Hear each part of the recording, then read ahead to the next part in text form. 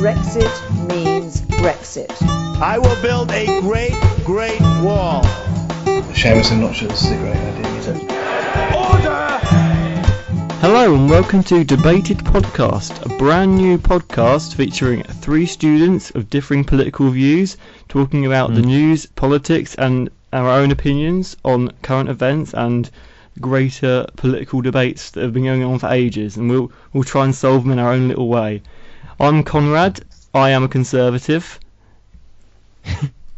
I'm John, and I'm sort of in the middle somewhere. He's a swinger. He's a swing voter. Was Labour, but now kind of Tory, maybe. Maybe. Sort of. And I'm Will, and I am core group negative, maybe. Labour partisan. I'm going to send that to the CLP, mate. No, I am a supporter of the Labour Party, and I fully respect the mandate that Mr. Corbyn has. Wow, you said it already. We're going to have to bully you into saying it. So you respect the mandate? Wow. I respect the mandate, yeah. That's already something to talk about. It is, because, one mandate isn't enough. You need to get two, really. Yeah. You need the set. You can't just have the one election victory. You need the two to... Oh, of course. Crush dissent. Isn't that the philosophy of the day? I mean... Well, yeah. Referendum. We'll have a second... Snap election. Why not? Yeah, why not? No. Speaking of Jeremy, he's had a bit of trouble recently, hasn't he? Well, that could just apply to any of the last weeks and the last few years, really, since he's... Well, yeah, true. I mean, I'm speaking specifically of the up-and-coming by-elections in Copeland and Stoke-on-Trent Central, where Jamie Reid and Tristram Hunt have resigned as members of Parliament. Lol. And the lol. You used to support Labour once. You can't, Yeah. join their destruction now. Really, you have to at least feel a bit of sympathy. Oh no, I feel I'm.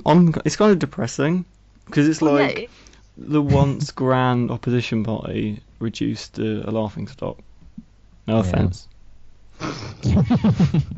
None taken. I want Labour to succeed. I do. I want to come back, but whilst they're destroying themselves, it's also slightly amusing. So, what are we thinking about the chances of Labour to keep the seats or lose them to the Tories or UKIP?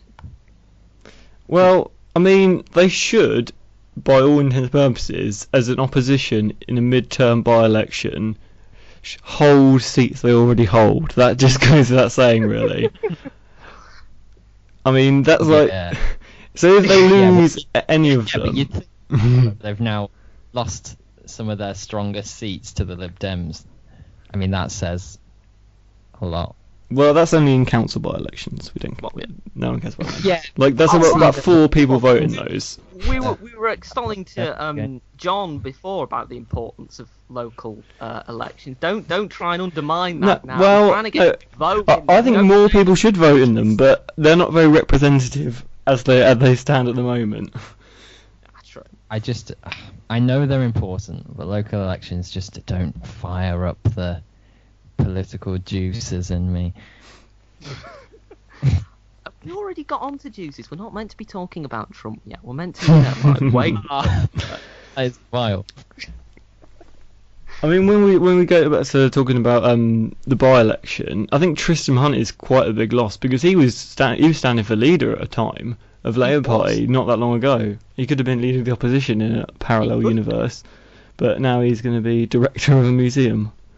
Yeah, well, it's a very nice museum. And Paul Nuttall's going to be MP, or maybe, who knows? Who knows?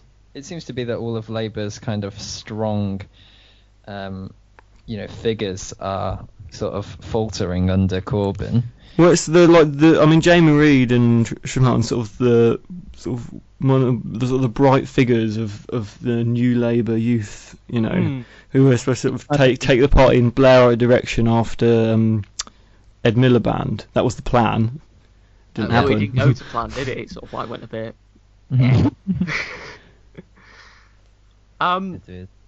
Do we think that the big issues in these by-elections are going to be Brexit? Because that was a very big issue in the recent by-election in Richmond Park, where Zach Goldsmith was kicked out and the Lib Dems took the seat, supposedly on Heathrow, but it seemed to be mainly on Brexit. Do you both think that that's going to be like central to Labour either keeping these seats or losing them? Interesting. Well, I think most people, even those who voted Remain, would respect the vote and the decision. So I think the idea of going against that and trying to block Brexit just comes across as a bit petty. I mean, yes, I mean I've voted for Brexit, so obviously that comes across as petty to me. But I think that's definitely how I feel about the Lib Dems at the minute. Anyway, I just feel like, you know, it's a one thing. It's done. It's sealed. Like to go against it would be a bit silly.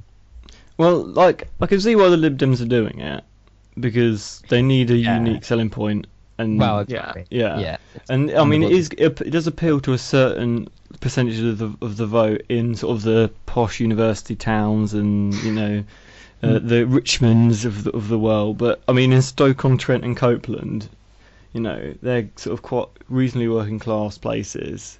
They had quite big votes for Leave, both of them.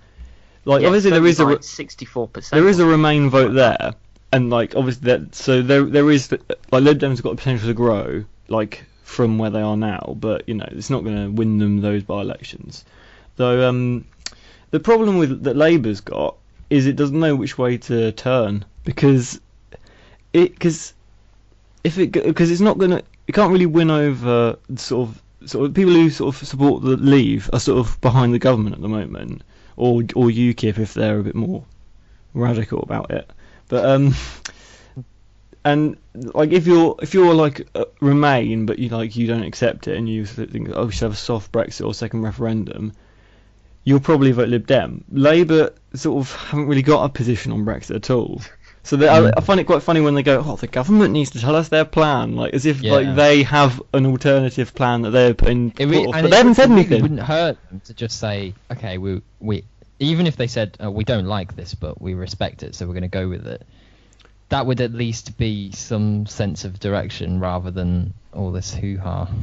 I mean, Jeremy did seem to have some sense of direction at one point, but the problem is that he put the idea out to grass, the whole idea about leaving the single market but keeping freedom of movement. But that's like exactly. It seems like a weird idea. That's insane, because everyone who wants to stay in the single market, like obviously doesn't care that much about freedom of movement because they remain anyway, you know. So if they leave the single market, sort of the people who who sort of like support like the EU and voted Remain and stuff aren't going to like that because they think, oh, it's going to ruin the economy. And the people who voted Leave, like vast majority of them want at least some reform to the way free movement works. Yeah, so it does seem that Labour's position, even with Corbyn's recent relaunch as the popularist left-wing candidate for Prime Minister, it seems like the direction isn't really getting to people. And I mean, I think that's really sort of like evident in recent polling figures. I mean, there was a poll out today which had Labour on sort of like 29 or 28, with the Conservatives on 38 or 39. So you can see that even when there's not like a series of gaffes or resignations or something, that Labour's message isn't getting through, and it isn't either strong enough or connecting with people enough. Well, I think the biggest problem is that their first impression, or Corbyn's Labour, their first impression has, like, it's fallen apart. Like, it was terrible. So no matter what happens now, they're kind of plagued by that. I don't feel like people are going to put any kind of confidence in them. Yeah, because if Corbyn tries to sort of, because we're like that's it, like this week he sort of tried to half change to sort of be more populist and like. Yeah, that's but just no creepy. one. It's kind of weird. No one believes it because like you know you've already heard what he said before. Like you can't just suddenly change like your view, but then he changed back because obviously he realised that, but because it'd already been briefed to the press that he was going to change. Oh, I don't even know. It's mad. Yeah, it's mad. Like.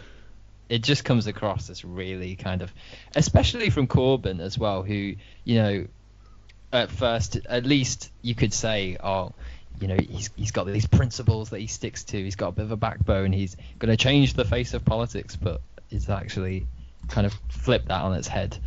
But I'm surprised that it took him so long to actually show those true colours. I thought he would have kind of messed up on that a while back, but. Well, so props to him there, I suppose.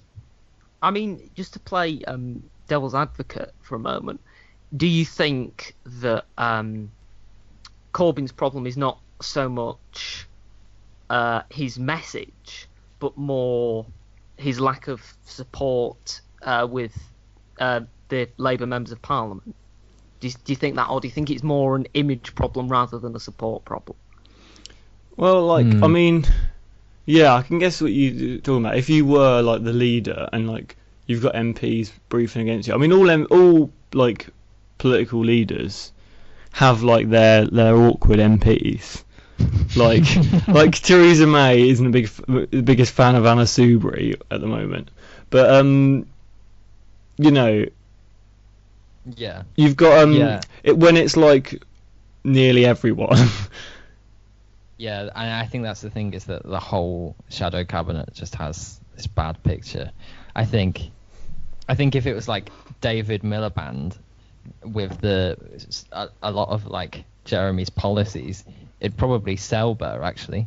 I think, you know, image and sort of charisma it does play a big role, especially these days. More so, I think. Yeah, because I mean he's got some policies which like are actually like they're not unpopular, even though like I might disagree with them, like renationalising the railways or, you know, increasing taxes on the rich. That recent one that he announced, the one about having a top rate of payment, is apparently quite popular. I mean, obviously. I mean, it's insane. I like if we want to talk about that, I mean, it would decrease the amount of money going into the exchequer because. Like no business or like big businessmen or CEOs would want to like reside in the UK if they're gonna have a cap on earnings, and he said that he wouldn't include the Premier League in it because obviously it would end the Premier League, but. Yeah, it kind of goes against. If the point is, it's unfair that people get paid these high wages, then it should apply to everyone. If that's the argument, rather than just spiting big businesses, because it wouldn't make anyone richer. It wouldn't like make the poor richer. I admire the motive to some degree. Oh yeah, like it's some salaries are ridiculous, but this would not help. But I don't think he's thought it through. Like people at the bottom end could have a cap put on their wage or salary, and that would kill any kind of prospects of them moving up in their career. Yeah, I think it's sort of like trying to go for, as we discussed earlier, I think it's trying to go for something along the lines of the slogans that Trump has used in America, you know, like build a wall, drain the swamp, lock her up, that type of thing. It's more about sort of like a slogan rather than a concrete policy. Do you think, therefore, that seeing as this seems to be popular even with Tories, do you think that if Corbyn copied more of this sort of like shock and awe, this sort of like slogan over policy, he might do better than he's doing at the moment? But no, because we already know what he was like before, so it just doesn't work now. If he'd started off with it, maybe, but now it just seems really cheap, and it gets under my skin. It's really weird to see. I just saw him tweet. I saw him tweet the other day about like the system's rigged. Like, that is exactly what Trump would say. That is such a Trump phrase. It's just so He weird. said it in his Fabian speech The as well. system's rigged. System's rigged. System's rigged. Yeah, I don't. Is he gonna call lying Theresa May and stuff? And if he thinks Lying people man. are stupid enough to not see through that, it's actually And also, kind of like, insulting. Trump is not a popular figure. Like, amongst Yeah. the UK, like, there was a poll, like, I know polls, whatever, but it was like, I can't remember what it was. It was like only like but like, it was like, in Britain, like, it was a massive majority for Hillary Clinton, who people would vote for. Like, yeah, I mean, I don't like either, but I just don't think Trump wouldn't be a popular figure even amongst people who might like some of the messages. Well, I Try mean, and you could argue sound like him is not. He's got problems with popularity in his own country because he didn't win the popular vote as such. I mean, I know that's not necessarily as important in terms of the electoral college, but still, he lost by 2.9 million votes. So I think if you're going to copy, Yeah, all everything, illegal it might immigrants, not be- yeah. Mm. So speaking of Trump, I think we have to, as I've mentioned with my somewhat crude joke, I think we have to address the dossier that has recently been revealed, which supposedly makes mention of Trump enjoying certain urine-based activities in Moscow, and the Russians having a copy of it, but also him having somewhat dodgy financial dealings with the Russians. Now, do either of you think that it's credible? Well, I didn't indulge myself to read much more. I mean, when I saw the hashtag Water Sportsgate, it just kind of put me off a bit. So all I know is that he seems to have enjoyed some questionable things, but I don't know much more than that.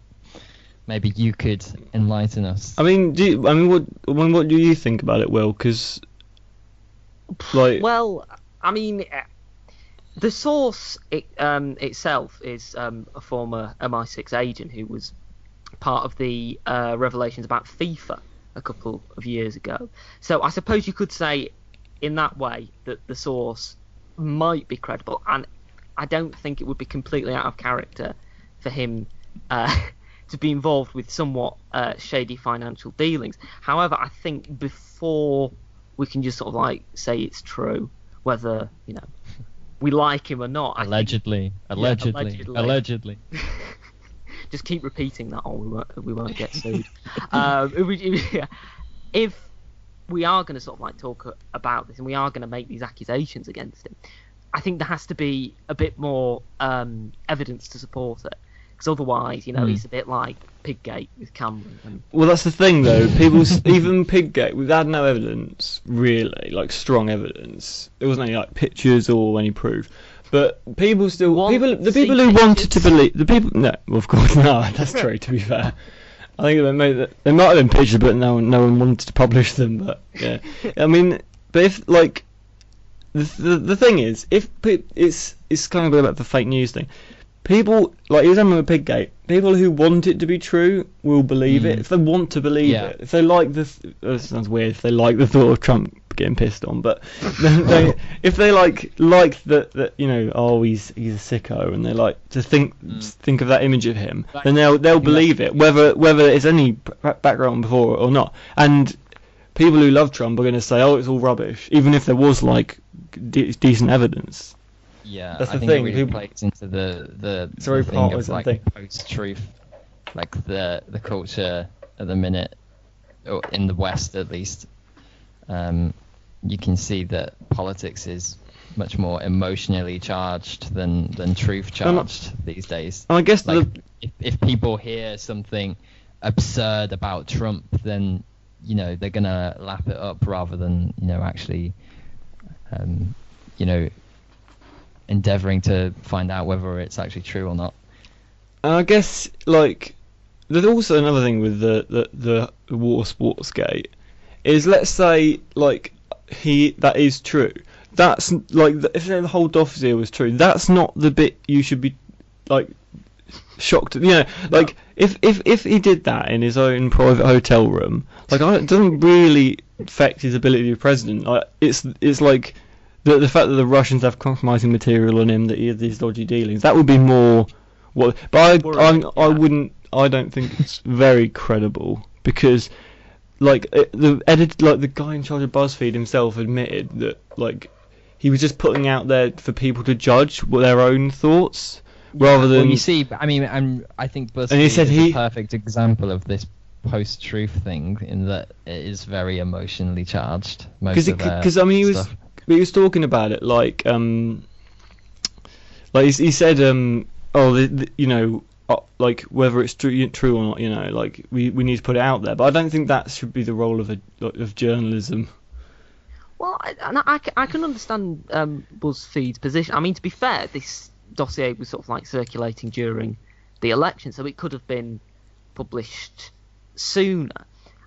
But I do understand their point of view, that they do, they think people should be able to judge in regards to Trump. Maybe not the all sports thing, but in terms of like the possibility of financial dealings with the US. Yeah. I think that's particularly relevant with the appointment of Rex Tillerson, seeing as he got a Medal of Freedom from Putin and he's got interests in Russia. I think might be relevant to sort of like question whether there are these financial connections. I mean, if there are, then obviously that has serious implications for both him and his presidency.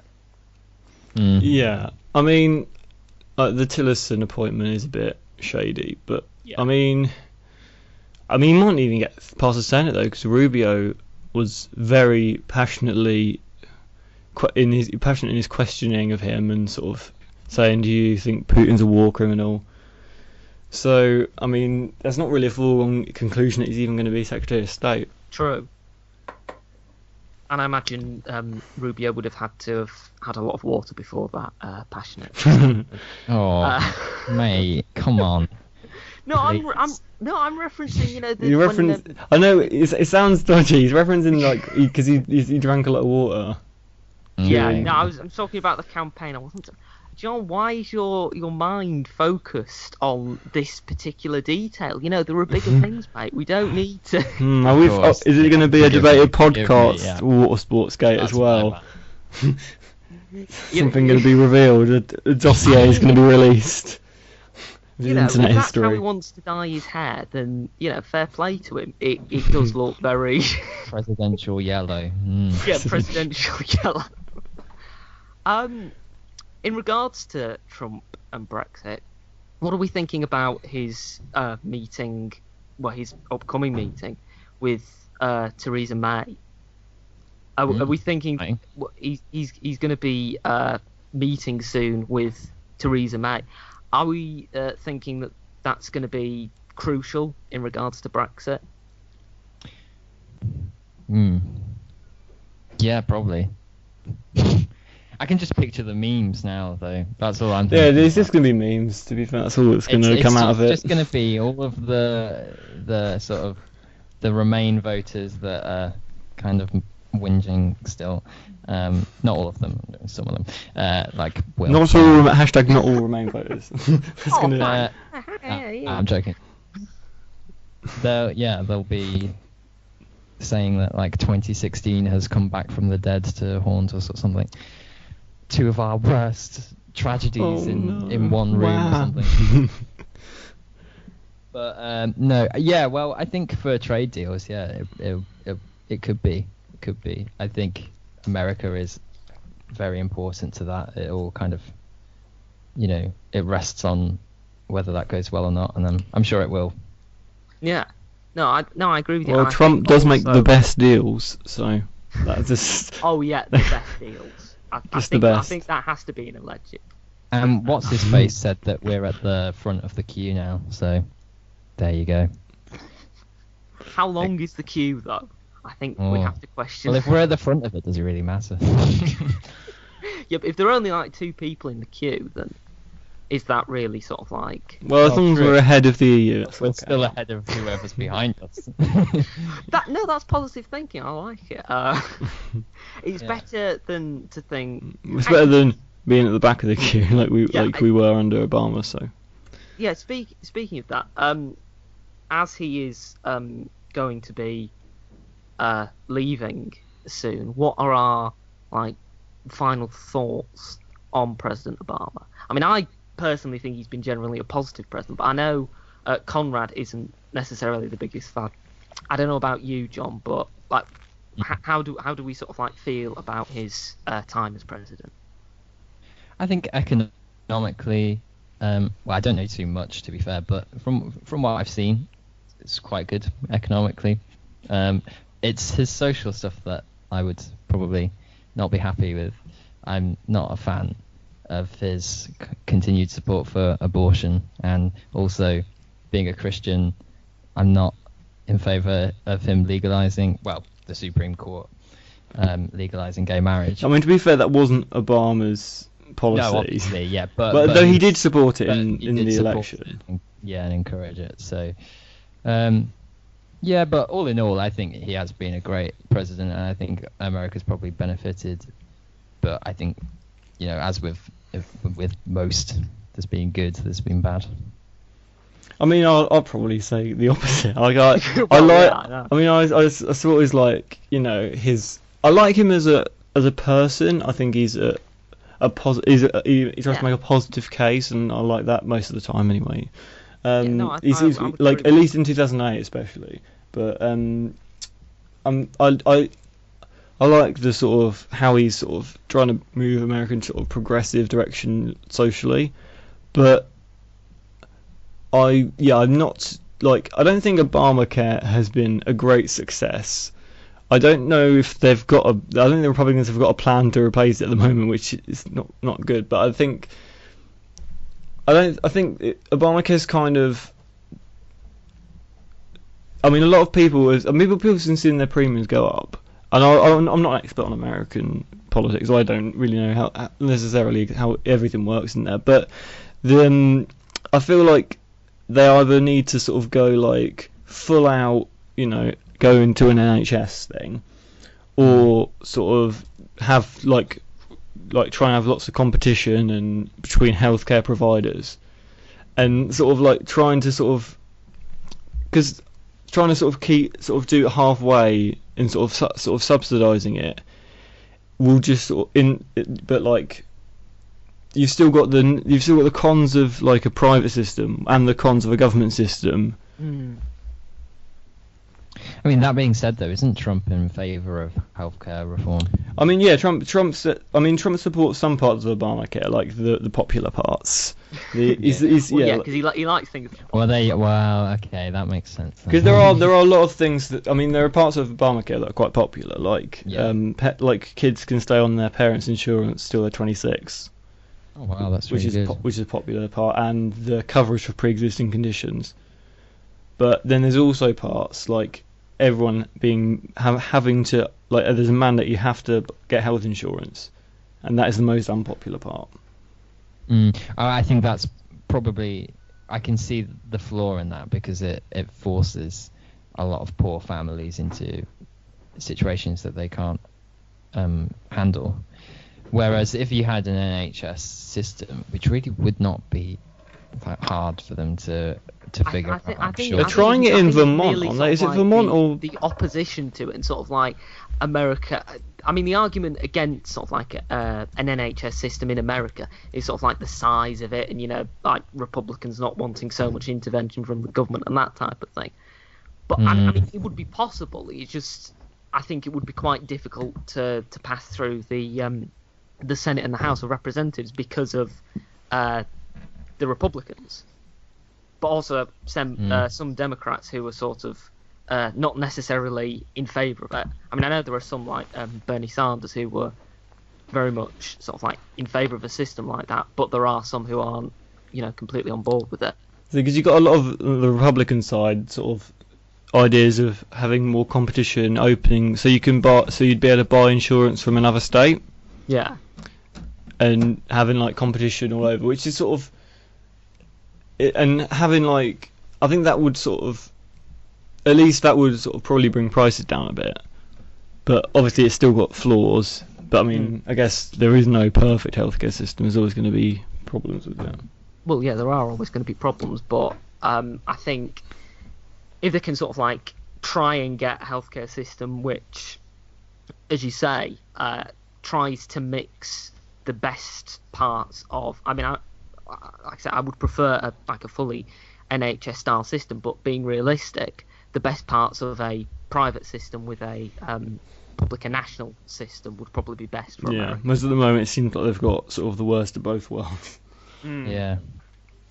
Speaking of the worst of both worlds, rather, I think we should talk a bit about the complete and utter collapse of Northern Ireland's government, which is something, okay, it's good to talk it's about. only Northern Ireland, come on. Okay. Whoa, hang on a minute.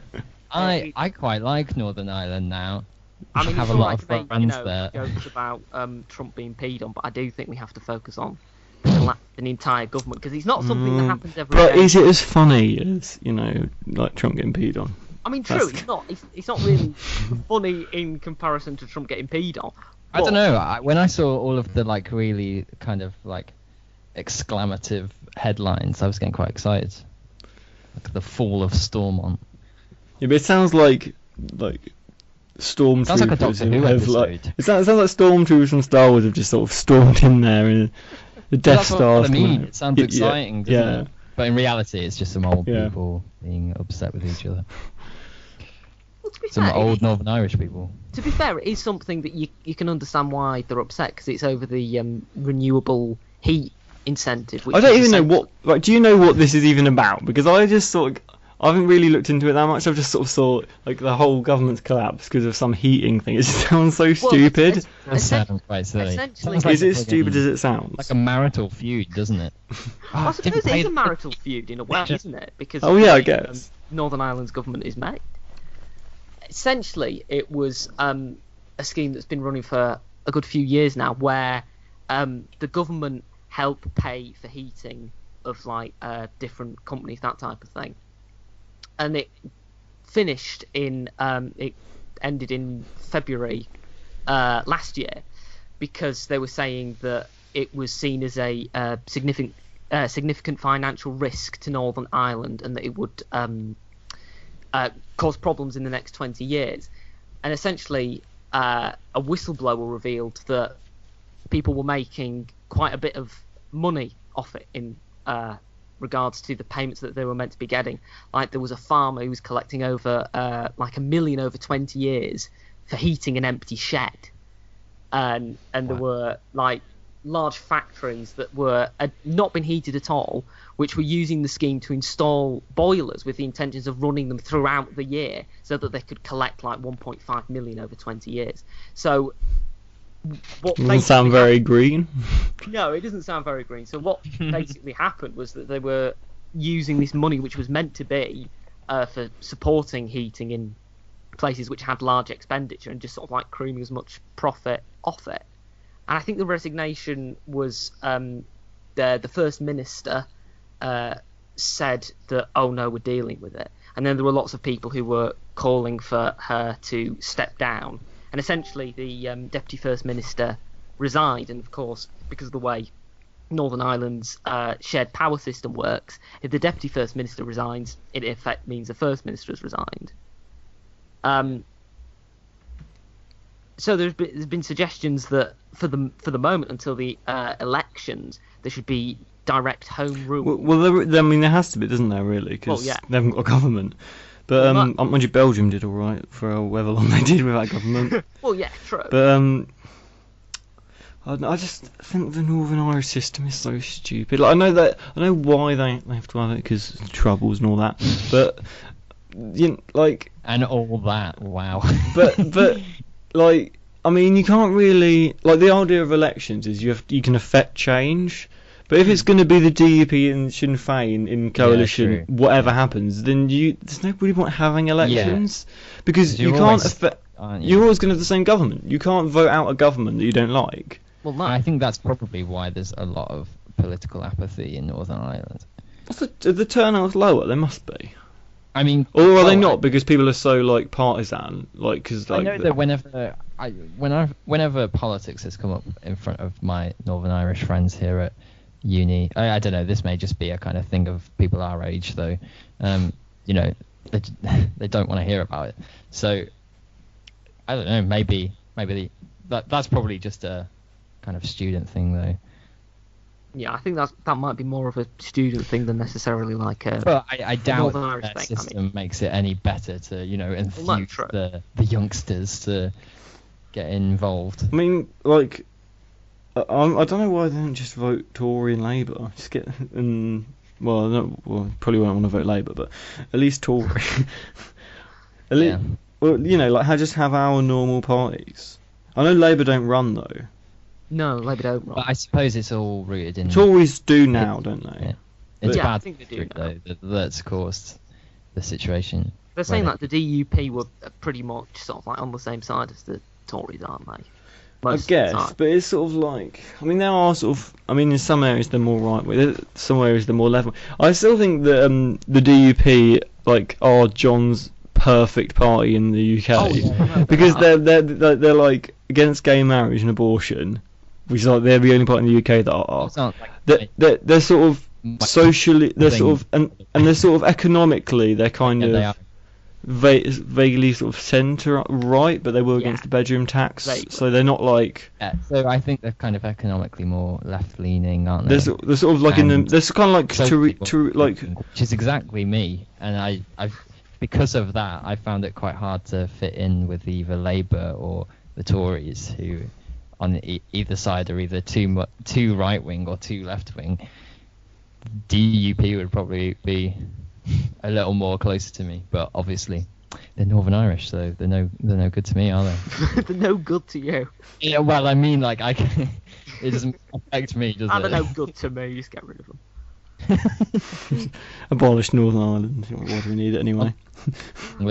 Oh, I would certainly not think that Just don't- abolishing Northern Ireland might be the best idea. Don't tell the Scots that, though. Well, I mean, you know, they might sort of like want to have a union with Scotland and Wales and have sort of like a United Kingdom, but just Come not on. with England. No, most people I know, unionists. Yeah, but I know that's quite a lot. That's because you I don't- like you know a lot of Protestants because you're a Protestant. That's probably why. That's true. Yeah, That's that, true. yeah. To be fair, I do think you are. I mean, In that degree, in sort of like an echo chamber. I think most there is a majority for union, but I'm not sure. I don't really pay No, much attention to Northern Ireland. I I'm honest. think there are sort of like there's the majority, but it's sort of like it. The like because of Brexit, there were calls for another vote whether they should remain. There part were, of the UK, but I there in don't. England as well. But when I was in Northern Ireland in the summer, there were Union flags everywhere. So I feel like there is a lot of strong support for the Union. Yeah, they are one of the most patriotic parts of the UK, aren't they? In terms of sort of like Yeah, I union felt together. appreciation for Northern Ireland when I was there. I was proud that they were part of the UK. It's a very nice place. I advise you go there.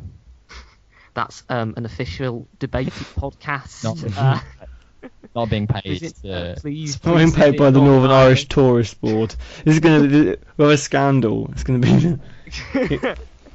Yeah, and when my emails leak, you'll find out they've Oh, paying me no. to say that. Hopefully there isn't like a dossier floating around somewhere about you, John, that he's going to get leaked relating to dodgy financial deals with the Northern Ireland Tourist Board. You'll just find a lot of like theology and Star Wars. Pretty much.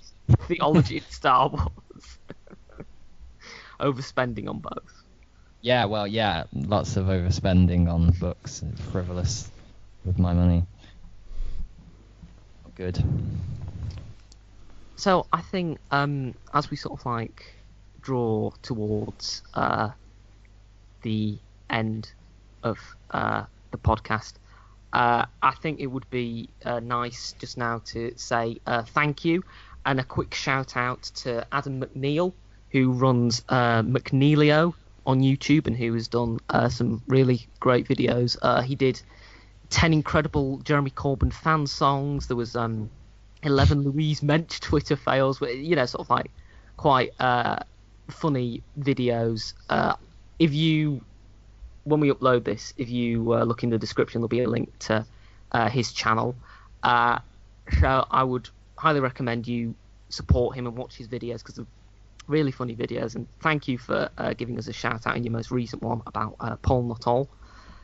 And I think it would be nice to just sort of like quickly mention where you can follow us and like us and that sort of thing. You can follow the Debated Podcast on Twitter. You can like us on Facebook. We've got a Spreaker account where this will be uploaded, and it will be uploaded onto our YouTube account, which is also Debated Podcast. Links at the bottom. There's an iTunes as well, isn't there? Yeah, we should be on iTunes, yeah. There'll be an iTunes. If I can work out to remember how to do that, then yeah, it will be on iTunes. Yeah, there'll be an iTunes as well. You can follow me if you want to. I don't know why you would, but if you do, Blackadder345.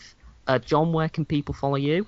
You can follow me on Twitter as well if you want to hear about Jesus and... Yeah, that's all he tweets about.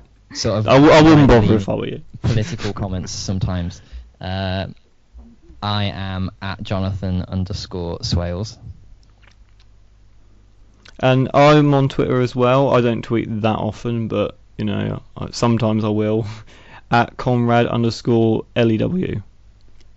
Right, so I would just like to thank myself primarily for turning up on time, unlike some.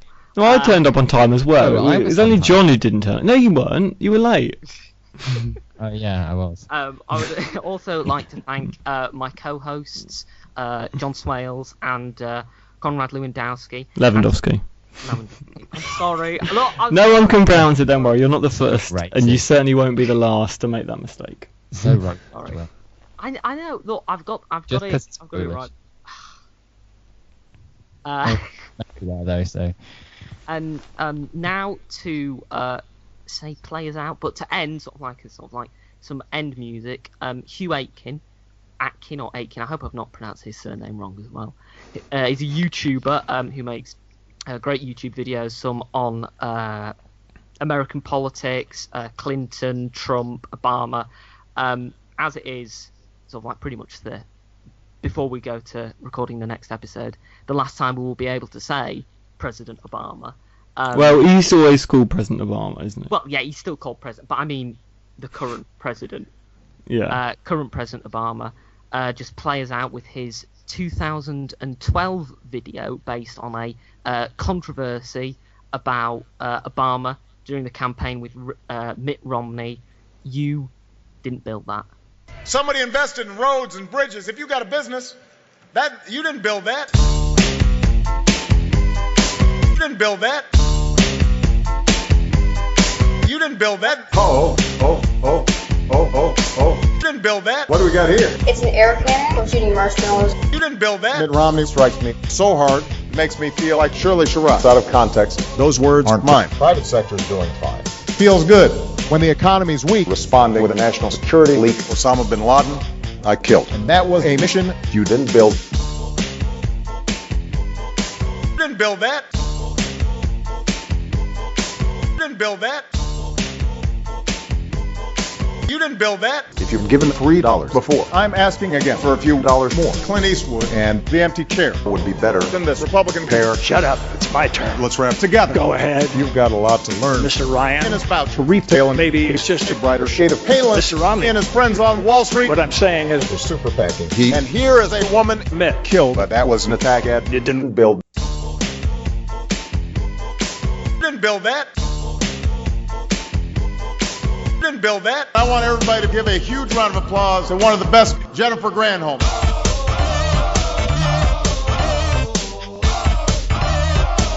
Stop. Obama time. The race is still in play. I gotta be careful about what I say. And so, from the Australian nation, I will be introducing these tribes. Translation: the Republican Party and the debt ceiling fight. Raving of the eccentric lunar right. There are those who don't believe my birth certificate. There are nut jobs on the internet. To your guts. Keep on clinging to myself. I'll be singing. So in love with you. What we need now is the Colbert Bomb. But just for a minute, let's all do the Trump. Yeah. Not bad, huh? You didn't build that. I'm curious about your reaction when the president said, You didn't build that. That goes against everything I feel and love about this country. You didn't build that. Hogan, this is the real American booking. Do you smell what Barack has cooked? Morning in America. Not light. It's pre-dawn, but we will soon see the light. Financial straits remain dire. You've got to remember, I did not start the fire. It was notorious GOP. And if you choose to vote for me, I will not just call you. Maybe. I am ready to go all the way, baby. That promise will be fulfilled. So join this chorus. You didn't build. You didn't build that. Tell your friends and neighbors and co-workers about this. You didn't build that. Get on Facebook. Get on Twitter. You didn't build that. We've got a hashtag that I want everybody to use. You didn't build that. You can even try Google+. Anything is possible. You didn't build that. It's been very amusing to me to watch media outlets rush to provide the context. But they're taking it out of context. It doesn't matter because they have that misleading soundbite. Subtleties are not what the vote's about. It's a worldview. They want to win. They're not going to put anything in context. There's no taking Obama out of context. I don't think you can take the tone out of context. An inflection can become a campaign ad. The point the president was making is so basic. I don't even think anyone actually disagrees with it. Obama should have known better. You don't put the subject anywhere apart from a predicate. That was pretty good.